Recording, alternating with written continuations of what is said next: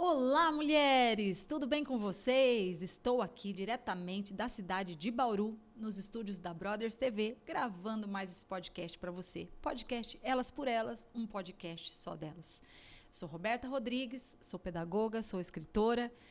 Quero mostrar para vocês alguns dos meus trabalhos, mas eu queria falar para vocês que eu estou me sentindo muito chique hoje, gente. A minha convidada veio diretamente de São Paulo, de Guarulhos. Estava conversando aqui com ela me falou que veio de Guarulhos só para o meu podcast. Eu falei, não, eu tô chique demais. Então eu estou muito lisonjeada, muito feliz de receber essa convidada aqui, super linda, sorridente, simpática.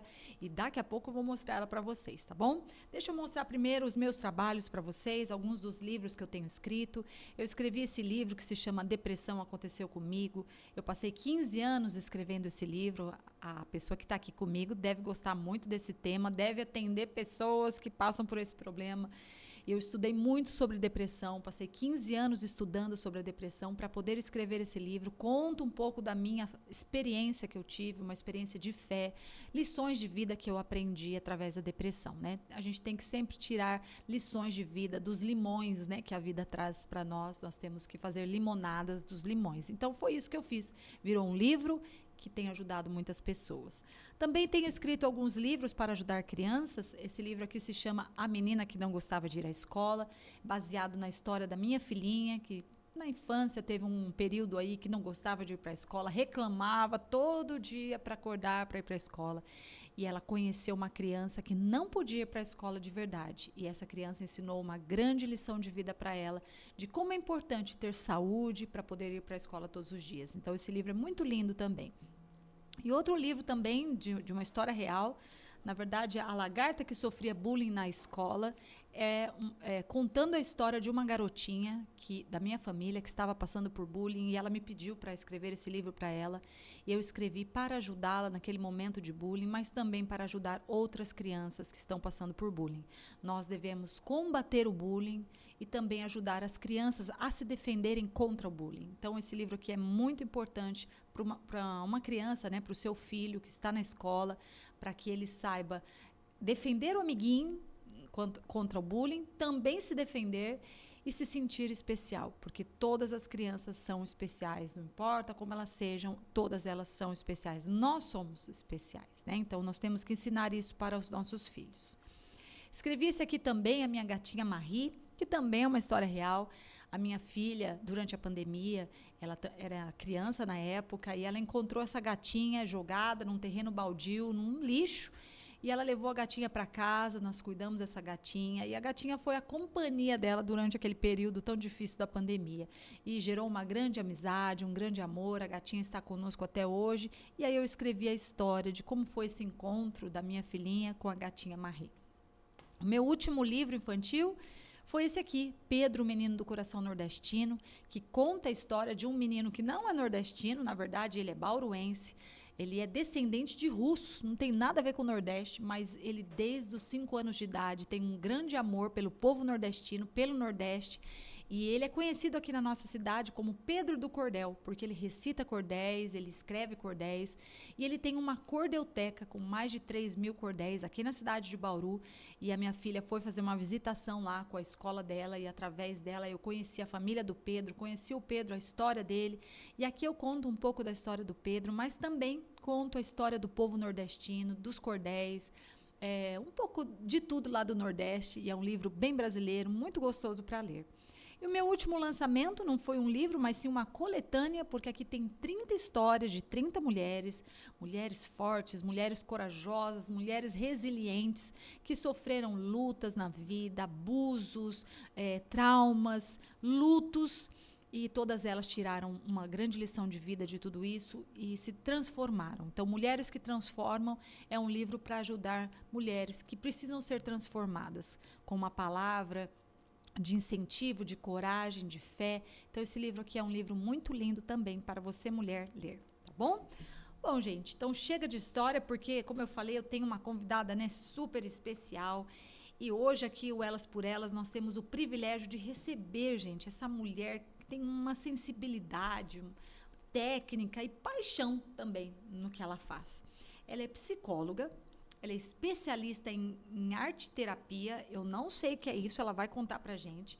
Ela é facilitadora de processos terapêuticos transformadores e uma profunda estudiosa do comportamento humano. Eu também sou encantada pelo comportamento humano. Desde cedo, a Patrícia Moreira Elcias demonstrou interesse por entender as emoções, as relações e o que move as pessoas. Ao longo do tempo, ela consolidou a sua carreira com muita dedicação, curiosidade e um olhar atento para as transformações humanas.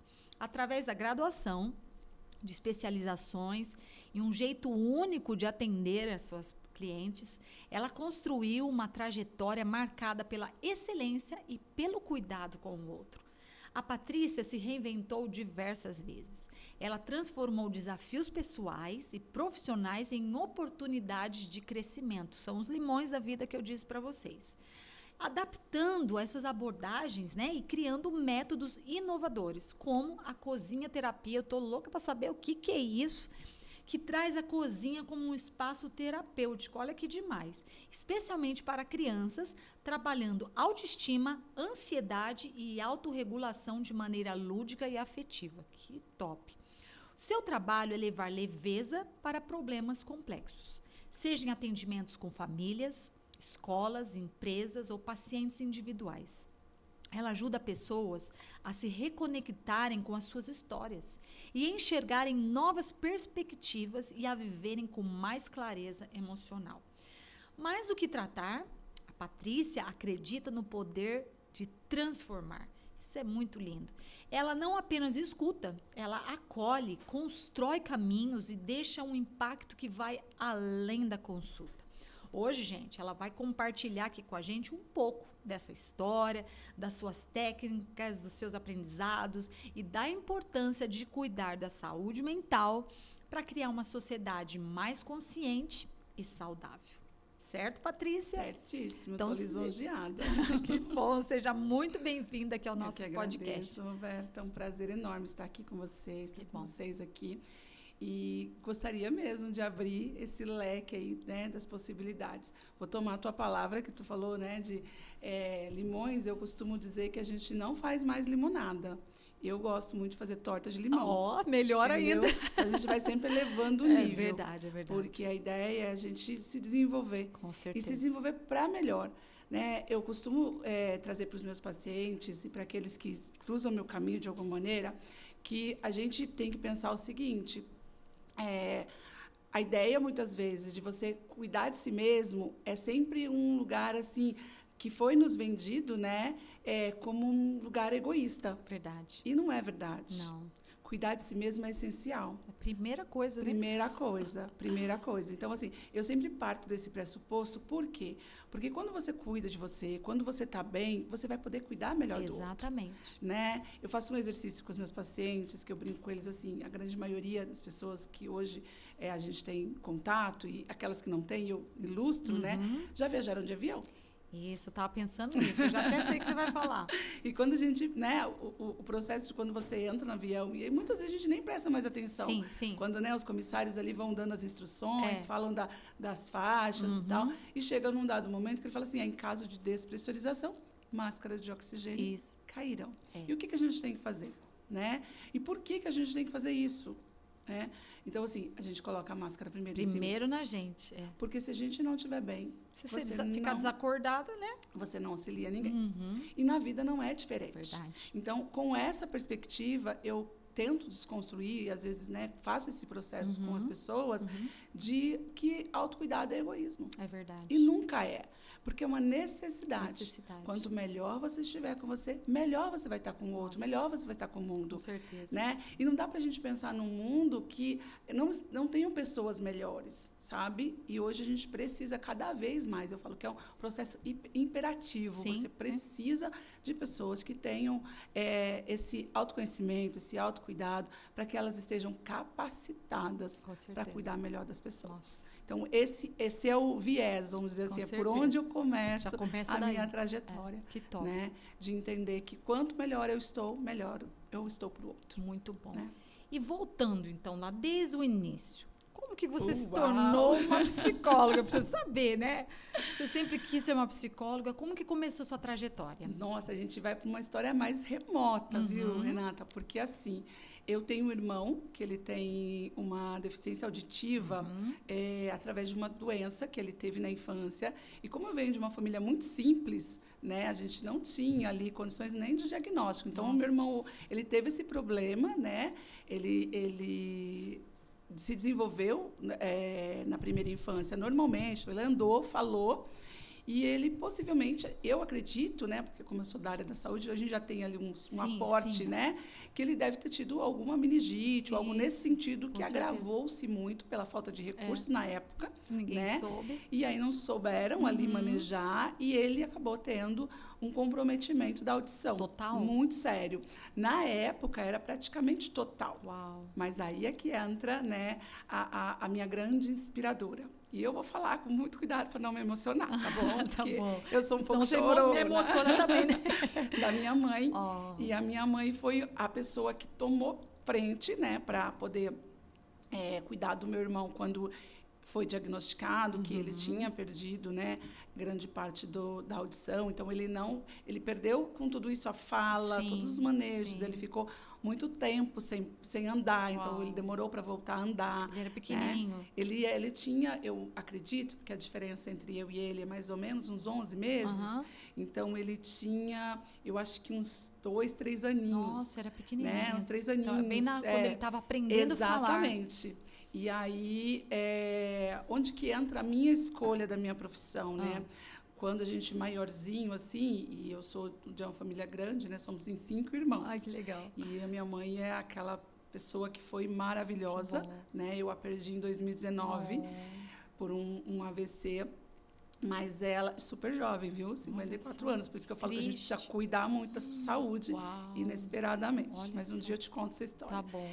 E aí, ela, engajada, de nenhum momento ela desistiu do meu irmão. Sim. Então, ele teve internações que está desenganado pelos médicos e tudo mais. Minha mãe é uma mulher muito temente a Deus. Que bom. Né? Graças então, a Deus. E aí, ela... muito engajada. Quando a gente, nessa época, eu sou de São Paulo, nasci em São Paulo, mas os meus pais, nesse período, eles foram morar em Rondônia. Nossa! Meus avós estavam morando lá, eles foram para lá. E aí, a minha mãe, quando voltou para São Paulo, a gente já um pouco maiorzinho, com 7, ali, 8 anos de idade, ela começou a buscar recursos para poder cuidar do meu irmão. E ela foi a mulher que transformou a vida do meu irmão com a ajuda de profissionais. Nossa. E como eu era um pouco maior, então, naquela época, a gente tinha uma responsabilidade diferente quando a gente é criança naquela época, né? Eu falo naquela época que eu já sou daquela época, entendeu? Depois a gente já é daquela época. E aí, eu acompanhava ele. E muitas vezes, com 12 anos de idade, eu era quem o levava nas terapias. Seja da fono, seja, né, da psicóloga. Da fono, eu conseguia olhar, porque como não tinha questão ali tanto do sigilo, então eu conseguia, às vezes, entrar, acompanhar. O que ela fazia. Mas a psicóloga, eu ficava numa curiosidade gigante. Você não podia entrar. Eu falava, gente, o que faz lá dentro? Né?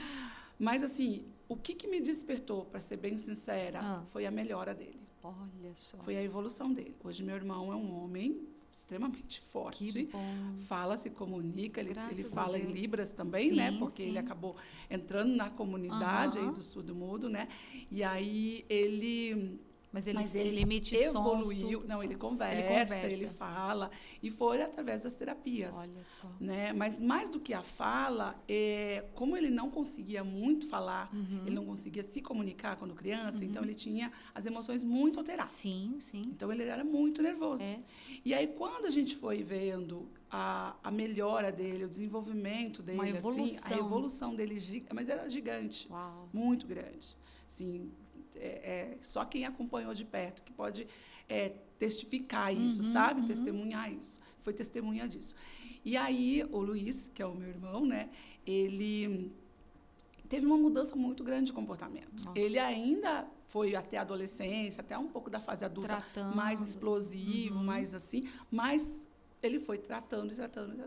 E, ao decorrer do tempo, ele, né, se tornou um adulto, se desenvolveu, consegue se comunicar. Que bom, que né? bom. Eu falo que ele tem um pensamento distinto, porque ainda ficou, né, com bastante sequela ali com relação à questão da audição. E a gente fala que quando você tem uma alteração significativa para essas pessoas, você não tem muito o pensamento abstrato. E aí eles são muito concretos. É verdade. Né? E isso interfere muito nos relacionamentos.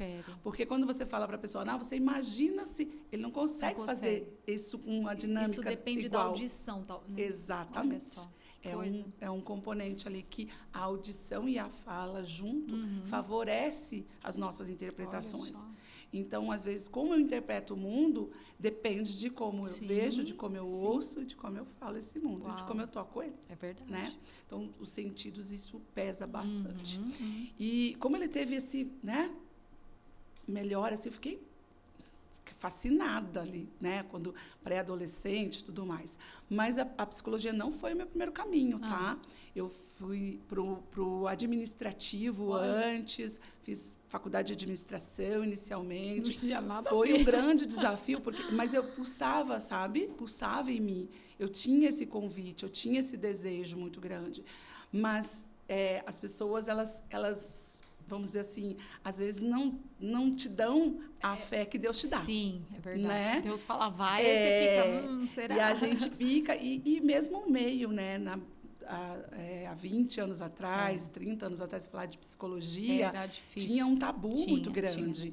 A gente teve um grande ganho aí. Infelizmente, Renata, eu posso te dizer isso com muita clareza, pós-pandemia. Pós-pandemia. Os psicólogos ajudaram bastante. A mudança que a gente tem do viés da nossa profissão veio no pós-pandemia. Olha só. Veio entender como necessidade, quase como necessidade básica. As terapias, né? E o adoecimento que a gente vê hoje. Sim, verdade. Aí a gente tem uma valorização dessa profissão. Mas quando eu me formei há 15 anos atrás, ainda tinha o estigma de que psicólogo... Era pra gente doido, né? Era pra gente maluca, entendeu? É verdade. Então, isso, graças a Deus, né, foi quebrado. Mudou, tá quebrando. A gente ainda tem um pouquinho, tantinho, né? Mas, assim, então, eu enfrentei muitas dificuldades no começo, assim, até da tomada de decisão de fazer psicologia. Porque eu ainda ouvia muito, mas para que você vai fazer psicologia? Você vai passar fome. Não ganha dinheiro, é não verdade. Não ganha dinheiro. Você vai viver disso, você tem certeza. É verdade. Né? E aí, até que chegou um determinado momento que foi um divisor de águas. O meu marido foi, né, um grande incentivador na época, que ele falou assim, não, você quer fazer, vai fazer. Né? E aí eu comecei e me apaixonei e vivi intensamente. Olha só. Né? Porque eu tenho esse pequeno defeito de fábrica. Eu vive tudo intensamente. Eu vivi a faculdade intensamente e depois tudo intensamente. Que assim, legal. Né? Então, foi através desse Nossa, olha desse que contexto. História linda, é linda. Obrigada. E como que é essa arte-terapia aí? Explica primeiro o que é e como ela pode auxiliar num processo terapêutico, por exemplo. Eu me apaixonei pela arte-terapia quando eu comecei a atender crianças, né? Eu fiz, na minha formação, a gente faz clínica. Quando você está ali na formação de psicologia, você faz as clínicas assim, faz hospitalar e tudo mais. E eu lembro que eu falava para o meu psicólogo assim, né? Que é um viés. Eu acho que todo psicólogo deveria ter, né? Assim, um tempo no teu processo terapêutico, como os psicanalistas têm, sabe? E eu falava para ele assim, imagina que eu vou para a clínica. Mas de jeito nenhum. Vou fazer o que na clínica? Né? Eu não entrei para isso. Né? Então, eu tinha assim, vou para o corporativo, vou para hospitalar, não vou para a clínica. Entendi. E ele brincava e falava para mim assim, mas quem disse que é você que escolhe? Aí eu fui descobrindo que não. Né? Tanto que no dia que eu tirei meu CRP, eu tinha um paciente agendado. Olha isso. Eu saí do CRP, fui atender. Tá vendo? E a arte-terapia, ela veio na minha pós-formação. Ela não veio na minha graduação. Né? Eu fiz uma especialização no SED Sapienza, em São Paulo, com as maravilhosas de lá, que são pioneiras da arte-terapia. E eu me apaixonei pela técnica, me apaixonei por todo o processo da arte-terapia. E eu entendo que a minha clínica mudou quando a minha caixa lúdica ela explodiu no meu ateliê. Eu falo que ela explodiu no meu consultório. E aí eu falo que ali foi um divisor de águas para mim, sabe? Porque a gente, quando vai atender criança, né? Quando psicólogo, você recebe uma caixa lúdica. Sim. Você tem todas as instruções do que vai ter ali, a família, né? A caixa de areia, às vezes, quando você vai para uma linha mais psicanalítica, né? Ou sistêmica e tal. E eu tinha essa caixa, e eu atendia as crianças, a gente tinha que fazer aquele olhar de que, se ela vai abrir a caixa ou não, para você fazer análise e tudo mais.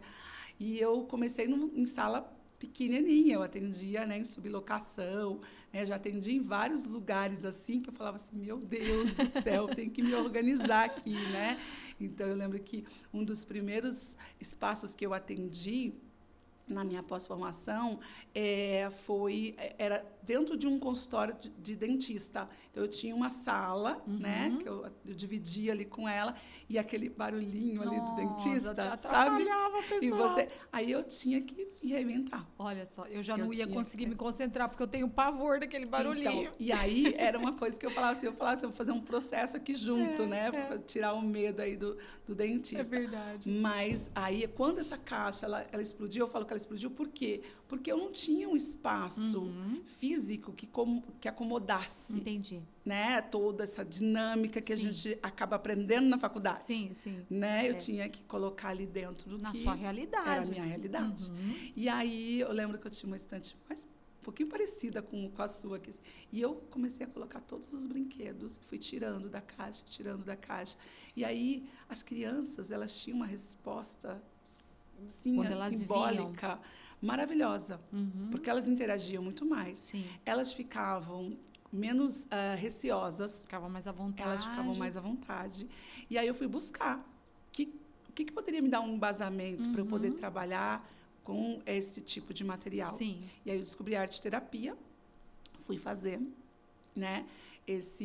A formação na época que eu fiz de quase 4 anos de formação. Uau. E foi no período que, inclusive, eu tive minha filha, não sei se eu te falei que eu tenho uma Sofia de 9 aninhos, fiz 9 aninhos agora. Beijo, Sofia! Minha maravilhosa. E ela, eu engravidei quando eu estava concluindo. Ainda a minha bem, especialização. Ainda bem. Foi, deu tempo. E eu falo que a formação foi um ajuste ali para ajudar a Sofia a chegar, sabe? Com certeza. Então, assim, tecnicamente, a arte-terapia, ela é um composto, né? Eu falo que ela não é uma única vertente, ela é um composto. Por quê? Porque você pode trabalhar desde as artes plásticas, desde a pintura, escultura, modelagem, argila. Você pode ampliar... Durante o atendimento. Você pode ampliar. O que a gente faz, né? Então, a gente faz... Primeiro, eu faço uma anamnese, atendo os pais quando eu atendo muito pequenininho, as crianças, né? Para dizer assim, eu atendo criança e adulto. Tá? Não atendo... A arte-terapia é para adulto também? Para adulto também. Eu pensava que era só para criança. Não, para adulto também. Então, meu ateliê vai sendo visitado por todos os meus pacientes, assim, né? Porque aí, a partir de algum material que você possa escolher, por exemplo, a argila, né? A gente sabe como usar, com quem usar e com quem não usar. Entendi. Porque, assim, não é porque é um material gostoso, é legal, é bacana... Que todo mundo vai gostar. Todo mundo vai usar. É verdade. Não é nem só gostar, Roberta. Tem um aspecto, por exemplo, a gente não usa argila com mulheres grávidas. Por causa dos componentes? Porque ela é extremamente energética, em termos de quanto que ela puxa, né? Quando você pensa assim, no fio terra... É tipo isso? É tipo isso. Nossa, eu não sabia disso. Ela tem esse componente. Porque é terra. É terra, né? Ela é natural, E ela é natural. E ela é um manejo, e ela demanda bastante de quem está manejando. Então, a gente acaba não indicando terapeuticamente, tá? Não que a mulher não possa ali fazer, em termos de uma recreação, alguma coisa nesse sentido, um hobby, alguma coisa, né? Porque essa é a questão, da gente fazer o diferencial entre o que é um processo de terapia, o que é um processo terapêutico e o que é recreativo. E hoje, em função de tanta demanda e dessa busca tão grande dos pais, né, como que eu posso dizer, um grande trabalho assim de formiguinha, de você trazer esse aspecto para os pais de que a terapia não é um momento recreativo. Sim, sim. Não é aquele momento que você vai deixar teu filho ali aqueles 50 minutos, sabe? Porque você tem Recreação. entendeu? Alguém vai cuidar dele. Não é um curso. Não é recreativo, né? Verdade. E também o terapêutico é um aspecto que precisa ser também distinto da terapia. Sim. Porque andar de bicicleta é terapêutico. É verdade. Cozinhar é terapêutico. Com certeza. Mas não é terapia. Isso. Então tem essas duas. Tem. Isso faz diferença. Porque o profissional que está ali, que tem um ouvido técnico afiado, sabe? Aí é terapia. Ali é terapia. Entendi. Porque ele vai poder fazer as intervenções necessárias para aquele indivíduo avançar nas dificuldades que ele tem. Olha só. Interessante. Entende? Então, assim, se você faz processos terapêuticos, uma massagem é terapêutica. Isso. Mas ela não necessariamente te leva à consciência. Não. Consciência é terapia. É verdade. Né? Então, são teclas que eu bato, né? Porque é tão difícil a gente alcançar esse lugar, né? De ter um profissional que tenha embasamento, que tenha estudado, que saiba de onde está falando, que tenha essa responsabilidade. Porque não é só responsabilidade afetiva que você tem com o outro. Você tem que ter uma série de responsabilidades, porque você está mexendo com vidas, com pessoas, com as mentes das pessoas. Sim. Então, às vezes, eu recebo pacientes que eu falo assim, opa, vamos consertar primeiro. Depois a gente faz o manejo. A terapia. Depois a gente entra. Porque fica machucado. Verdade. Fica machucado. Né? E aí a cozinha terapia. Como que ela entra nisso tudo? Olha quanta coisa de terapia. Cozinhar também é terapêutico. É terapêutico. Mas como que funciona essa prática? É para crianças e para adultos? Para os dois também. Também. Só que eu utilizo esse recurso muito mais com as crianças, primeiro porque elas têm uma entrega muito grande, né? E por que eu falo que é um processo em que fazer um bolinho, por exemplo, eu tenho ali a dimensão e a possibilidade de trabalhar aquela criança até mesmo nos aspectos de autoestima dela, com a ansiedade dela, né? Porque a gente recebe bastante crianças esse quadro ansiosas, hoje. É um quadro bem persistente. Celulares, né? Muito estímulo, a gente vai ter consequências, né? Então, como que eu faço isso, né? A medição dos ingredientes que a gente vai utilizar para fazer um bolinho te dá a direção, o limite. Sim. Não dá para fazer de qualquer jeito. Não dá para fazer como eu quero. Porque isso a gente tem hoje. É verdade. Né? Eu faço, eu escolho, é do jeito que eu quero. Não é. Não é. Eu tenho direção. Tudo tem que ter direção. Precisa. Precisa. Né? Esse limite que a gente não quer tanto colocar, ele é necessário. É necessário. A criança sem limite, ela é autodestrutiva. Sim. Né? Eu tenho autoridade e confiança de dizer isso com tranquilidade. Com certeza. Né? Precisa. Limite não é você cercear a criança. É você dar segurança a ela. Ela ter uma dimensão segura para ela ser, para ela poder executar. Então, você já faz isso ali. Né? Não dá para fazer de qualquer jeito, porque não vai sair. É verdade. Não é? Se eu não colocar a quantidade certa de ovo, farinha, açúcar, leite, fermento, vai sair qualquer coisa menos o bolinho, no fim das contas. Então, elas aprendem isso. Elas aprendem isso. Que legal, o limite dos ingredientes ali é o limite que elas... Porque quando elas vão tentar fazer diferente, aí olha onde vem a parte da terapia. Então é assim que você faz no dia a dia? Como é no dia a dia? Entendi. Me conta.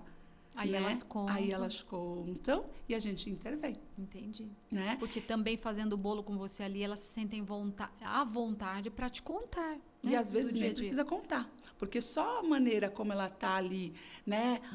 Interagindo, e às vezes elas ficam assim, mas já está pronto? Mas já chegou? Aí porque você já vê que tem ansiedade. O tempo ali, né? Não adianta eu falar pro bolinho, olha, se assa mais rápido. Tem que esperar 40 minutos. Né? Ele tem o tempo para fazer. E aí elas ficam lá. E muitas vezes você fala assim, mas enquanto está esperando, a gente faz alguma coisa? Depende. Tem horas que eu só fico esperando. Só esperando e conversando com elas. Nem isso, às vezes. Nem isso, só no silêncio. Só no silêncio. Já porque ele conta muito. E ele é uma necessidade também. A gente tem hoje uma necessidade de preencher tanto. É verdade. E o silêncio onde que está, Uhum. né? Então, no bolinho temos o limite, a ansiedade pelo tempo, a medida. Eu tenho a autoestima quando eles saboreiam com gosto Nossa. e querem dividir aquilo que eles mesmos Que fizeram. legal, né? Porque eles quebram o ovo, eles batem o ovo, eles adicionam a farinha, Olha. eles adicionam o açúcar. E eles fazem todo o processo. E como hoje a gente tem, né, na arte culinária, uma gama muito grande de possibilidades, para aqueles que não são alérgicos, porque na anamnese eu pergunto, tem que saber aí a isso, gente vai, né? Aí a gente tem cor, tem confeitos, tem a decoração, eles fazem arte. A gente tem hoje até legal. caneta que escreve nos biscoitos. Então, aí eles fazem a arte ali comestível. Olha que lindo, Né? Então, eles degustam desse momento, que isso volta para eles. E é assim que a gente trabalha a autoestima. Que legal. Quando volta para você. É verdade. Quando a autoestima não é alguém falar para você. Sim. Olha, Roberta, como você fala bem. Né? Eu, quando te ouvi falar aqui, fiquei apaixonada. Eu falei, gente, essa mulher fez tudo isso de livro. Né? Eu estou começando a escrever um livro, fico lá na madrugada, fiquei apaixonada. Mas isso não é sua autoestima. Não. A sua autoestima é no seu retorno. Sim. É no que volta para você daquilo que você fez. Exatamente. É quando você olha para o teu livro e fala assim, ai, eu que fiz. É verdade. Eles olham para o bolinho e falam assim, eu que fiz. Consegui. Eles chegam na recepção e falam assim, fui eu que fiz. Oh, que demais, né? Ela fez nada. E tá tudo bem. Olha só. Não me ofendo, Me sabe? ofende. Assim, eu falo, pelo contrário, é para você fazer mesmo, porque é para você. Que demais. Porque o processo é para o outro. É verdade. E você tem visto através, né, da arte-terapia, da cozinha-terapia, uma mudança nessas crianças, tipo do comportamento delas? Tem? Os pais depois vêm falar sobre isso? Os pais, as escolas, porque eu faço feedback com os pais, né? Então, quando atendo os pequenos, eu atendo primeiro os pais, para eu conhecer a dinâmica. Eu falo assim que a família é a participação fundamental ali. Sim, com certeza. Não tem atendimento comigo sem família junto. Verdade. Não adianta. Porque é o que eles vão estar no dia a dia, né, da eu criança. demando eles. Eu falo, olha, vamos lá, gente. Isso. Olha, chegando nosso feedback, né? E aí a gente faz feedback é distante do horário da criança, porque eu não tomo o horário dela para feedback. Eu falo assim, vamos falar vocês. Né? E eu gosto de entender a dinâmica, porque parte do que a criança traz para o consultório, né, Roberta, tem a ver com a família. Verdade. Tem a ver com as bases. Tem na a maioria ver... das vezes, total, né? Exato. E aí, a gente trabalhando isso, você tem uma resposta melhor. Porque eu posso ter só a resposta da criança, como eu falo para os pais? Sim. Posso. Sim. Né? A psicologia, a gente consegue alcançar, né? Que o indivíduo, mesmo dentro de um contexto pouco funcional, que ele consiga se organizar internamente, eu posso, tem ferramentas para isso. Sim. Mas isso não é suficiente para mim. Tem que ter o feedback. Eu tenho que colocar a família, ela tem que se engajar, ela tem que se comprometer, ela precisa entender que aquele ser, ele não é a parte. É verdade. Eu costumo dizer que a gente não nasce de si mesmo. Ninguém nasce de si mesmo. Claro que não. Né? A gente está num contexto. E você olhar a criança fora de contexto, você vai olhar só a metade. Ou talvez nem isso. Entende? Então, a resposta que vem é não só dos feedbacks, mas eu observo eles. Sim. Quando eles chegam, né, eles chegam dispersos, desatentos, né, às vezes pouco motivados, aqueles que têm uma questão de autoestima importante. Quando eles saem, né, e às vezes na primeira sessão, eles saem extremamente saltitantes, Olha assim, só. do tipo, fui eu que fiz. Olha o que eu fiz. Olha, você acredita que existe isso? E aí conta, e que é a receita, e quer fazer em casa. Aí, quando eles querem fazer em casa, o que eles fazem? Eles interagem a família. Que, na verdade, os pais tinham que estar fazendo isso com seus filhos, né? Então, mas a gente tem uma vida louca. Eu sou mãe, né? Sou empreendedora, porque hoje eu tenho uma clínica, né? Então, é por causa dessa vida louca da gente. Exatamente. Porque antigamente as mães faziam isso com a gente, né? Exatamente. E nem sei, viu? Nem sei. Então, hoje eu estava numa escola, fui levar um livro lá numa escola. E as crianças eram assim, nessa faixa etária de 2, 3, 4 anos. todos dispersos, é muito difícil falar com eles. Então, esse trabalho que você está fazendo, na verdade, tinha que ser feito nas escolas. Você sabe que eu tenho um projeto maravilhoso para a escola, né? Tinha que fazer isso para todas as crianças. Tenho um projeto, eu comecei o ano passado, ou talvez o retrasado, porque eu tenho muitas coisas que eu faço simultaneamente, às vezes eu me perco aí no tempo, né? Mas eu tenho um projeto maravilhoso para escolas, em que a gente cria o que a gente chama de... Eu falo, gente, porque, como eu disse, ninguém nasce de si mesmo e ninguém faz nada sozinho. Tem os seus, né? Outras pessoas que te ajudam. Apesar de que a minha clínica, eu digo que foi solitária por muito tempo. Nesses 15 anos, pelo menos uns 10, 12 anos foi solitário. Solitário que eu digo dentro do meu atendimento, somente eu. Tá. Né? Mas eu sempre gostei muito de fazer as parcerias. Então, eu sempre gostei de ter feedback com os pediatras que atendiam ali, as crianças que eu atendia. Né? Então, eu recebia muito paciente por indicação, eu trabalho por indicação. Sim, muito né? bom. Todo o meu manejo é por indicação. Né? A minha clínica hoje ela se forma toda nesse contexto. Que legal. Muito raro vir alguém que não me conhece, que não sabe. No ano passado, eu acho, tem uma história que eu acho muito engraçada, assim, curiosa. Não sei se fugindo muito do que você me perguntou, mas, assim, foge um pouquinho, sim. Eu faço isso de vez em quando. Mas, assim, eu lembro que eu comentava até com meu marido, né, muitas vezes, que eu participava de licitações. Sabe, assim, quando os pais vão te consultar, mas eles estão com uma lista ali de outros tantos que eles vão consultar simultaneamente, assim.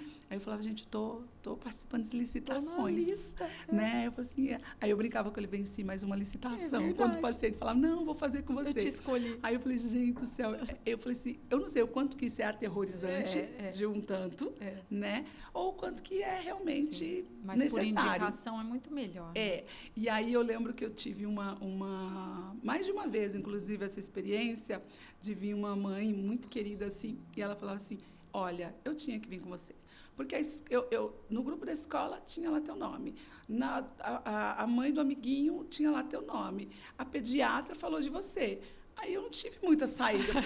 Falei, é o universo. A Patrícia, desse jeito eu vou querer trazer você aqui para Bauru, Patrícia. Nós estamos precisando de uma psicóloga com você aqui. A gente monta aqui uma filial, não tem problema não. Precisamos, porque a gente tem visto aqui as crianças de Bauru estão precisando. A gente dá treinamento, a gente monta aqui uma filial, não tem problema não. Esse projeto da escola, Roberta, ele é um projeto que hoje inclusive eu até falo assim, vou buscar uma escola para fazer esse piloto. Nossa, ia ser muito porque bom eu faço, né, os trabalhos com os feedbacks com as escolas, mas sempre são no individual. Sim. Nunca é no coletivo. Então, o interessante seria no coletivo. E eu tento trabalhar hoje uma busca para o coletivo. Isso. Né? E aí é um projeto que eu falo assim, que é uma sala flutuante, que é uma sala em que ela tem a dinâmica hoje da minha clínica, que se chama Enraizarte, né?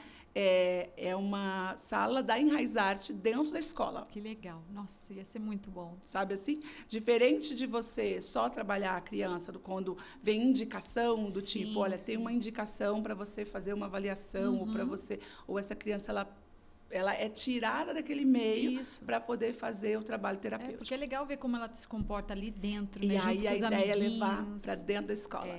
Então, ele tem todo o script lá, eu só precisa ter essa abertura. A gente é difícil. Que dar certo, tem que dar certo. É difícil ter abertura com escola, viu? Assim, para a gente poder entrar num outro viés. Eu sei. Porque o viés que a gente já conhece e que não é que não funciona, tá? Sim. Funciona, né? Essa questão, essa necessidade de você ter um bom psicodiagnóstico, né? Muito bem, eu não faço, eu tenho, né, profissionais da minha equipe que fazem, e às vezes você precisa mesmo, você precisa, né, das letras. Verdade. Você precisa, às vezes. Precisa. Às vezes não. Às vezes é bom você reconhecer quando não precisa. Sim. E às vezes é bom você ter a coragem de dizer para uma mãe, teu filho não precisa. Olha só. Porque tem isso também. Entendeu? Às vezes a mãe está pensando que ele precisa, mas ele não precisa. Porque a criança, ela vai demandar. criança, quando você diz assim, aqueles de 2, 3 anos estão dispersos, às vezes eles só estão sendo crianças. É a idade deles, é verdade. Né? Porque a gente não sabe mais o que é ser criança. Sim, sim. Né? É verdade. A gente quer a criança sentada à mesa, Quietinha. com o guardanapo no colinho, sabe? Aquela educação assim, né? Educação britânica. De etiqueta, sabe? Assim? Sim. E a criança não é assim. Tem uns que vão ser, e tem uns que não. Então, mas aquele que vai ser... É porque faz parte dele. Vai trazer outras questões, muitas vezes, sabe? Assim? Eu tenho 2 filhos homens e uma menina. Meu filho mais velho, ele era daqueles que me fazia passar vergonha onde eu ia, porque ele mexia em tudo, ele quebrava tudo, ele era muito horteiro. E depois do meio, ele era esse menininho aí que ficava quietinho do meu lado. Eu ia em cursos, assim, eu levava ele junto, ele ficava quietinho do meu lado, eu dava algo para ele desenhar, ele levava uns brinquedos, ele ficava ali quietinho. E até hoje ele é assim, quieto e tal. Agora, o irmão dele, então, era algo dele. Então, a gente tem que respeitar também a personalidade da criança, né? E perceber que somos diferentes. Exatamente. Até mesmo quando, seu exemplo, né? São 3 filhos. Cada um é vão do ser jeito. diferentes. A mesma mãe. É verdade. Então, quando a gente fala assim, mas é... Porque a gente coloca muito peso. A gente sai caçando culpados. Sim, sim. A educação. É. Mas se você for olhar, aquela mesma mãe que educou aquele filho, educou o outro Cada um e o outro. sai do E a jeito. reação é diferente. Porque somos únicos. Porque somos únicos. Verdade. Somos indivíduos. Indivisíveis. É verdade. Né? Então, não tem muito como a gente criar receita de bolo. Não. Com filho não dá. Não dá. Com ninguém, na verdade, se a gente for pensar bem. Não que a receita de bolo não funcione na cozinha terapia, ela funciona. Funciona. Você tem algum momento desafiador da sua carreira para contar pra gente? Uau! Um só?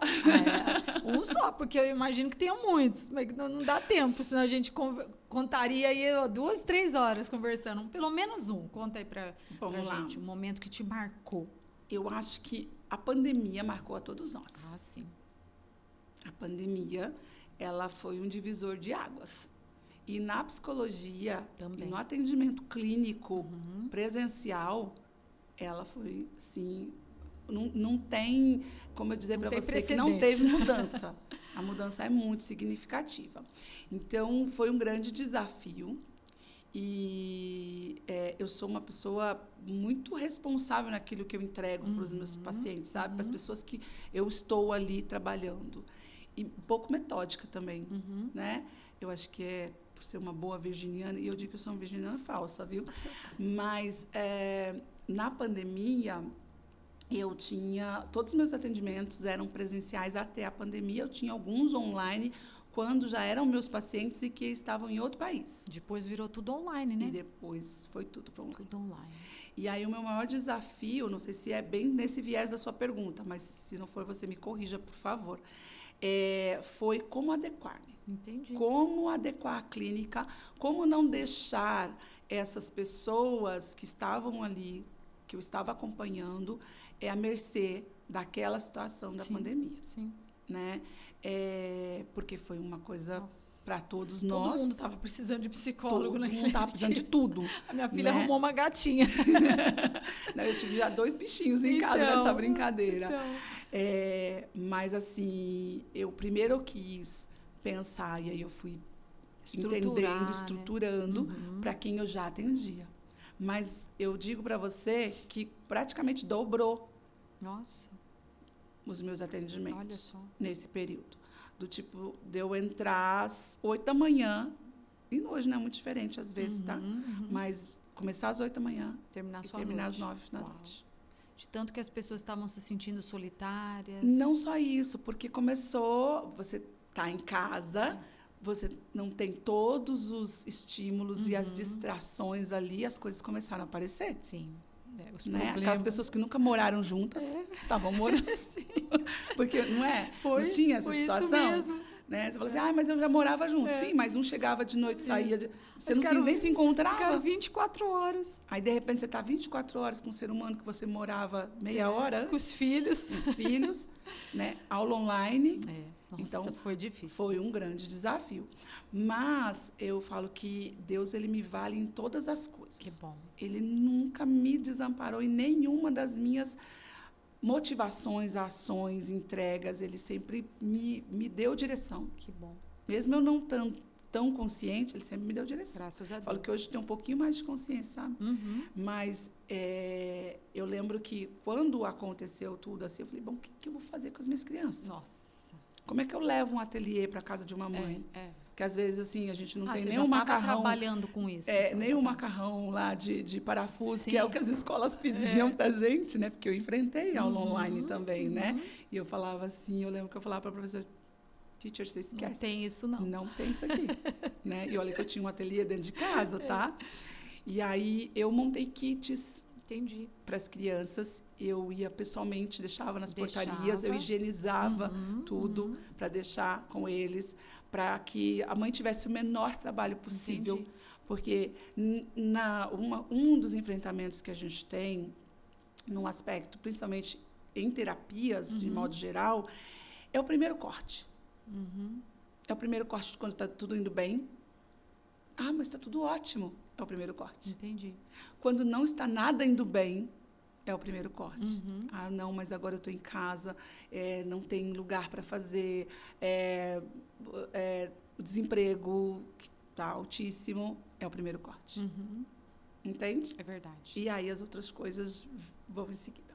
Então, e aí eu digo assim, que o desafio é a gente trabalhar dentro desse cenário. Então, eu queria deixar o mais confortável para aquela família. Sim, né? sim. Eu tive uma experiência fabulosa com uma família que eu atendi, que a gente terminou com uma... que aí eu vou entrar num outro viés desse processo da pandemia, que eu acho que foi o marco maior, assim.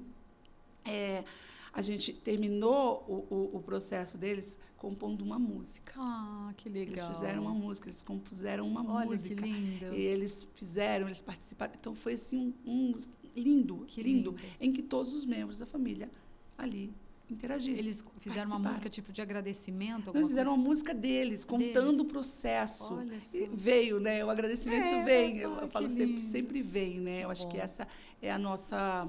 É aquilo que aquece, aquilo que te faz deitar e falar assim, deu bom, sabe assim? Verdade. Então, por que teve a música? Aí você fala assim, não, mas estamos falando de arte-terapia, de cozinha, de desafio, onde vem a música?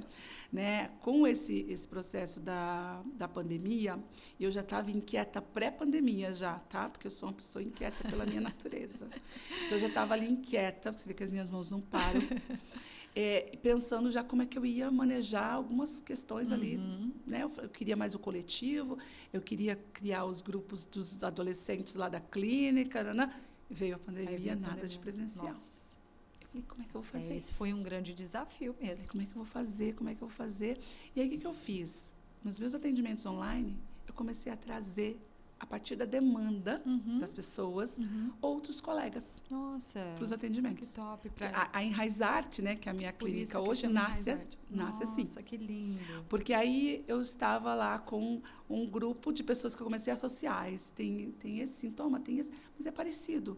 Aí eu criei um grupo com uma instrutora de yoga e meditação. Eu chamei para fazer os atendimentos comigo. E aí eu criei esse grupo para a gente fazer meditações, né, junto com os pacientes, online, um dia da semana. Nossa, que top. Então, eu escolhi alguns pacientes, aqueles que, né, tinham uma identificação com isso. Você tem que respeitar esse espaço, né? Não é só indicação terapêutica, você vai lá e diz, não, você tem que fazer. Não, aqueles que se identificavam com isso, a gente... Né, e aí eu fui trazendo... Eu trouxe primeiro essa instrutora, ela é uma instrutora de yoga e meditação, a Vanessa era um doce de pessoa, e aí a gente montou o grupo, e aí eu tinha necessidade, às vezes, de ter um atendimento individual para aquela pessoa. E ela fazia esse atendimento, eu acompanhava esse atendimento, eu ficava junto com ela ali, porque era o meu paciente. Então, eu tinha essa responsabilidade, que eu falava assim, eu tô com a casa limpinha, eu quero que ela continue assim, entendeu? Então, eu sou um pouco possessiva também. Você já percebeu, minha né? paciente. Meu paciente, eu já vou falando, meu paciente. Gente, não, eles não... Mas é que é o cuidado, sabe? São ser que nem filhos, assim, né? Cuidado, é aquela sementinha que você vê germinar. E eu começo com eles muito cedo, às vezes. né? Eu tenho paciente que hoje, eu comecei lá, eles pequenininhos há 15 anos atrás, eles hoje entrando na faculdade, olha só, que legal. né? Uns casando. Então, assim, começou ali, Que eu top. fui cultivando, eu falei, não, tem que tomar Tem cuidado. que tomar cuidado. Tem que tomar cuidado. É verdade. E eu fui agregando esses profissionais, e aí eu trouxe, né? Eu tive, assim, a inspiração divina de trazer um musicoterapeuta para atender junto, né? Que legal. Dessa turma, porque eu falei assim, o que eu vou fazer? Né? A gente, em casa, montamos um teatro. Nossa. Em casa, meu marido, muito habilidoso, tá? Porque, assim, e tão metódico quanto eu, fez uma estrutura para eu fazer teatro de fantoche. Para eu ter acesso a essas crianças no online. Legal. Porque você fala assim, você está ali no presencial, vamos fazer um monte de coisa. Eu dei aula de fantoche também, durante a pandemia. Né? Porque, assim, como que você vai manter ali a atenção daquelas crianças? É verdade. De tão pequenininhos, às vezes. Nossa. Fantoche foi legal, a gente fez também. Eu falo muito, hein? Roberto, você vai me direcionar? Pode deixar que eu tô cortando. A gente tá chegando no final, só para você saber. Já? Nossa Senhora! Vou ter que marcar outros. No final, vamos sim. Antes da gente encerrar, eu quero fazer um bate-volta com você. Opa, bora. Vamos lá fazer? Podemos fazer? Podemos, vamos fazer. Vamos lá. Uma palavra que te define. Amor. Uma inspiração. Jesus. Um livro marcante.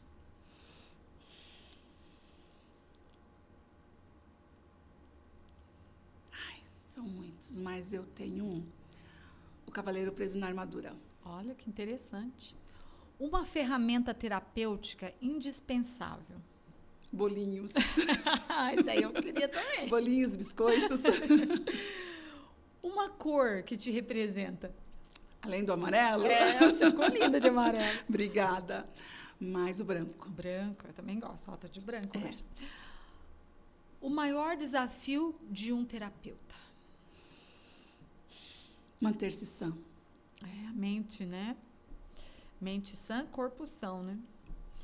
Uma conquista que te enche de orgulho? Minha filha e minha família. Com certeza.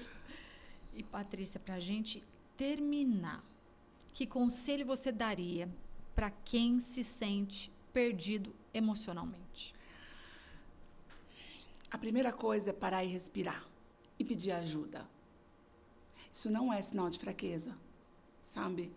As pessoas têm uma dificuldade muito grande de pedir ajuda. E pedir ajuda é um passo, às vezes, para você fazer uma revolução na tua história, na tua vida, para um bem tão grande, para você e para o outro. Porque quando a gente não está bem, a gente não consegue ficar bem com ninguém. Nada em volta fica bom, né? Então, você pedir ajuda para as pessoas certas, né? E, às vezes, nem tanto para a pessoa certa, mas só a coragem de você pedir ajuda, aquilo já te mobiliza de algum jeito. Eu acho que parar, respirar e pedir ajuda. Muito top. É verdade. Isso é excelente. Todos nós precisamos de ajuda, né? De algum jeito? De algum jeito. Ninguém nasce de si mesmo. Não podemos ficar... E a gente não continua em si mesmo, hein? Não. Ficar lá sozinhos, dando um de coitadinho, né? Olhando tudo, o mundo se acabar e não pedir ajuda, como você vai saber que você pode sair dali, né? E você pode ajudar outras pessoas. Exatamente. Né? Porque muitas vezes a gente não percebe, mas a gente adoece o ambiente que a gente está. A gente adoece, né? É como aquele exemplo da cesta, né? Dos frutos na cesta. Se você deixar, se aquele fruto, porque tem alguns frutos que têm uma autoproteção que ele não estraga, porque a outra fruta está estragada. Exatamente. Já reparou? Os que têm mais casca dura. Né? Ele não estraga. Mas se ele é vulnerável, ele vai estragar. E às vezes você destrói famílias, você vê famílias se desintegrando, né? Que eu acho que é o maior projeto de Deus, é a família. E você vê se desintegrando porque um indivíduo não cuidou bem de si mesmo.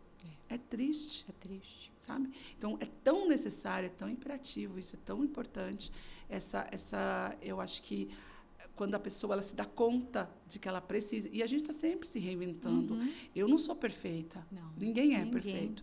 Né? Eu digo que, apesar de toda a base que eu tenho, de todo o embasamento técnico que eu tenho, eu busco ajuda. Com certeza. Eu pergunto, eu me desconstruo o tempo todo. Né? Porque, assim, até porque eu estou com pessoas do meu lado. Eu me revejo. Não é fácil. Não é fácil.